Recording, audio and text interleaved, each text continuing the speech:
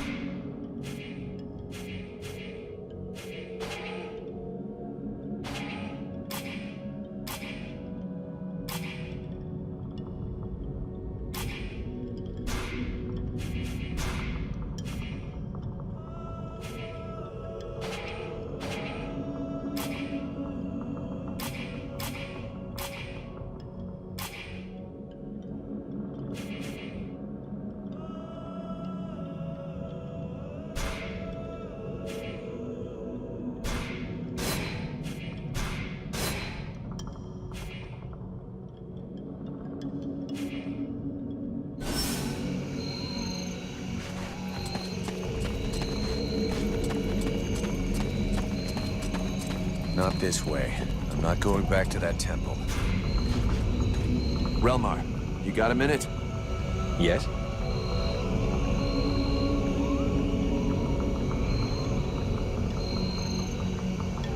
I have a few questions I need to ask you.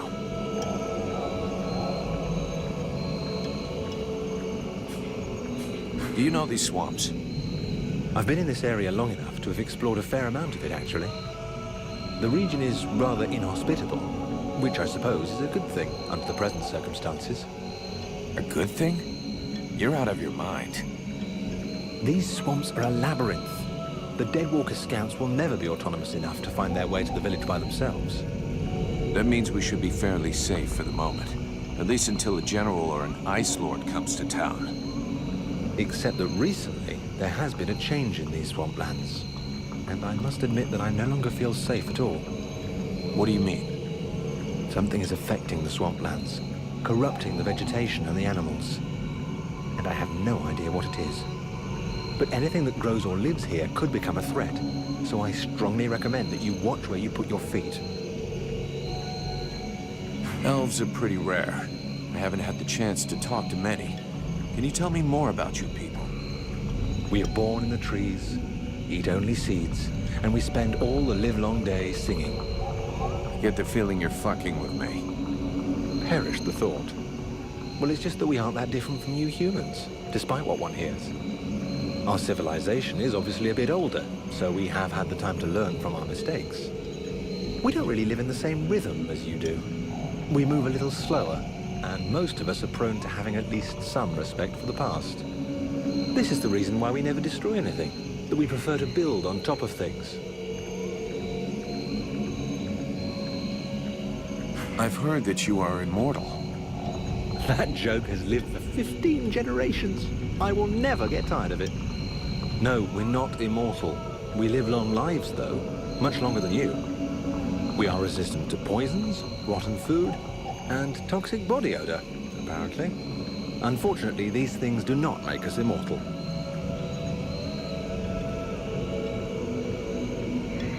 Don't elves ever make war? That's an impression we like to give other people. The fact is, we do go to war, just never against each other. You must understand that, given our long lifetimes, battles are fairly futile. This may well be what has motivated the choices of our king concerning the Ice Lords. But we certainly know how to fight, and you'll see proof of that soon enough. So it's the prince who gives the orders? The word orders may not be the best one. We do not submit nor obey easily. Our kings are a reference, wise men who can point out the way. They tend to guide us rather than give us orders. But to answer your question, it is his father, the king, who is the leader of our people. You seem different from the other elves I've met. Where are you from? Really, I seem different. And yet I have such pointy ears. And if you really want to know, I actually come from one of the most ancient and noble houses that exists. I'm even linked to the royal family. But I can assure you that I'm sufficiently far down the line of succession to be in no danger of being crowned. And my reputation is no help either. As far as bad reputations go, every mercenary has got one, so we're used to it.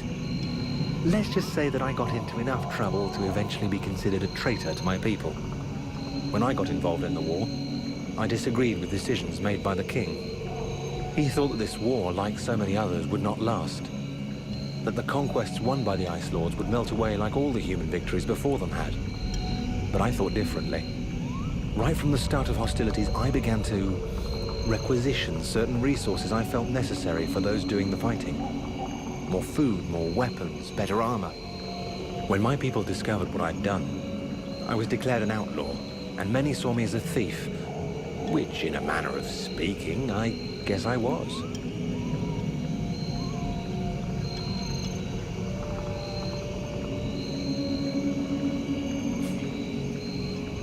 Bunch of cowards. If they had listened to you, we wouldn't be in this mess. I've been telling myself that for years. But I do understand their point of view. It is flawed, but not entirely thoughtless. They have had some time to prepare their forces and to learn the strengths and weaknesses of the Dead Walker army. This knowledge might allow us to turn the tide of the war, even if it does seem too little too late at this point. Let's change the subject.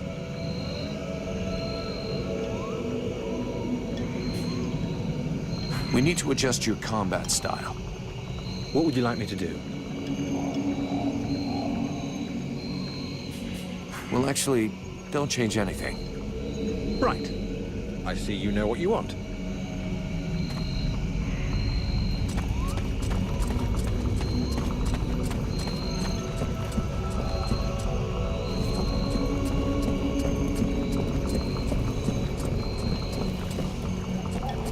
I spotted several creatures. Crystals for the most part.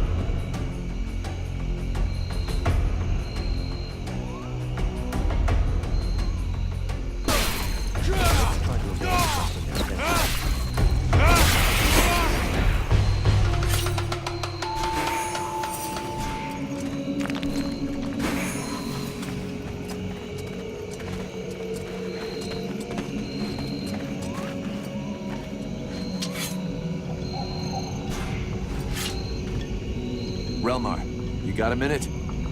Yes? Let's move on.